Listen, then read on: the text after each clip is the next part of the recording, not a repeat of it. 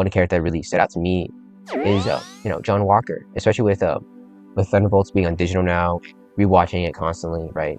I feel like the character of John Walker is such a delightful, refreshing thing because he is so polarizing. He's such a polarizing character to a point where it's exhausting to talk about a character who's not exhausting, but it's also exciting to talk about a character who has that offers different perspectives, and there's different discussions behind him as well with different perspectives, and yeah, I don't want to get into all of that because we could get in there all day, and frankly, I am tired. So I just want to say, I think the character of John Walker is very interesting because he is an alternate version of Captain America, where he was given expectation of what this man gotta be, without given the grace and humanity that he was supposed to get, especially with Steve Rogers and how the different perspectives can be, especially with Sam Wilson. Sam Wilson's the way he is, not because he looked up to Steve as my goodness, oh yes, but he looked at Steve Rogers as more than a man, but he looked at Steve Rogers as a friend, as an ally, as a brother, right? He looked at him as a companion. Oh my goodness.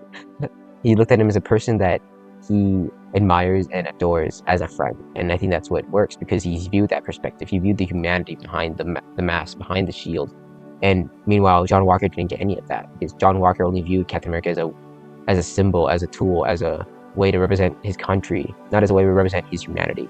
And I think that's what's beautiful about the character of John Walker. He's so polarizing yet so interesting because of how almost sad that he is, especially in Thunderbolts, where in Thunderbolts he's just trying to maintain this image, the symbol of the perfect American man, the perfect American soldier who has a loving wife and a kid. He's representing his country and representing his ideals and his beliefs in his country and his sole belief to serve his country, even if the U.S. agent is kind of the opposite of that. He isn't serving his country anymore. He's kind of serving his country kind of discreetly. It's kind of underground. He's not a very proud person in terms of his patriotism anymore because of how his country did him wrong, right? And he's also, he doesn't have that wife, that kid. He doesn't have his family like that anymore because of the effects of what Captain America done to him.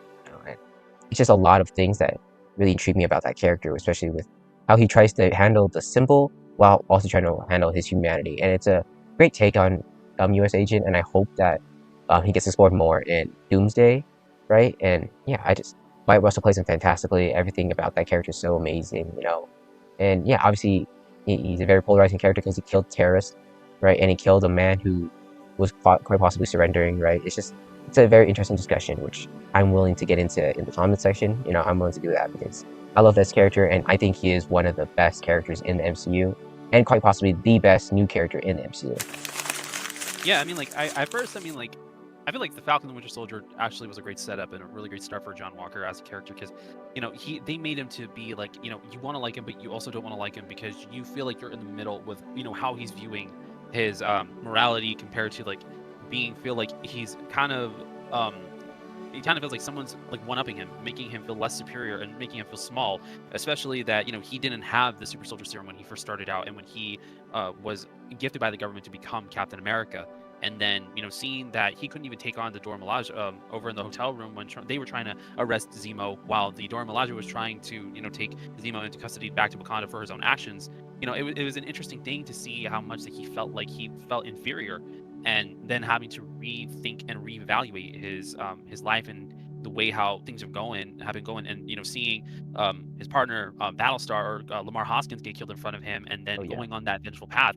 It was, rest in peace to Lamar. He was a great sidekick in my opinion. That I feel like should have been part of the Thunderbolts if they really wanted to. But I feel like the more that I watched him in Thunderbolts, the more I actually liked him because I felt like he kind of played the way how they kind of made him start out was kind of like a more vulgar version of Gaston from Beauty and the Beast to a point. He was very self-conceited. He was more focused on himself more than anybody else because of everything that he's gone through. He was making himself I'm like another version of Captain America, but I'm better. I'm this, I'm that. But then he started to be more open once he started gaining the others' trust, gaining Ava and Yelena's trust and Red Guardian and Bucky's. Especially it was tougher with him and with Bucky because of their rough history that they had back in Falcon and Winter Soldier, which it was nice on getting to see them, getting along for, the team that they are. And I think that, seeing the character development that he had in Thunderbolts was actually a very great thing to see.